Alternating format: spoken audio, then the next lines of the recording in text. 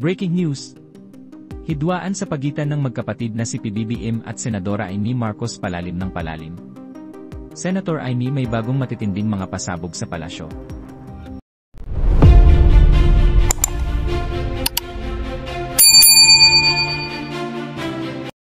Hindi ko gusto ang mga pagsinding nagaganap dyan sa palasyo. Ito ang panibagong patutsada ni Senadora Amy Marcos, matapos siyang hindi imbitahan sa Christmas tree lighting sa palasyo, at matapos diumano ang mabigat na pahayag ni Marcos Jr., na ang babaeng nakikita sa TV ay hindi umano niya kapatid.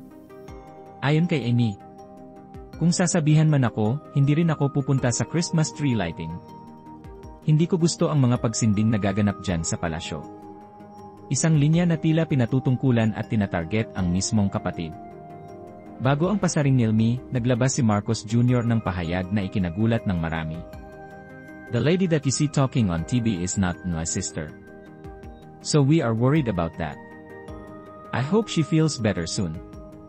Sinundan pa ito ng pag-amin na hindi na sila nag-uusap. Generally in public, we do not like to show our dirty linen in public. I'll just say this much. For a while now, we've been very worried about my sister. When I say we, I'm talking about friends and family. And the reason that is because the lady that you see talking on TV is not my sister. And that view is shared by our cousins, our friends. Hindi siya yan. Hindi siya yan. So that's why we worry. So we are very worried about him. I hope she feels better soon.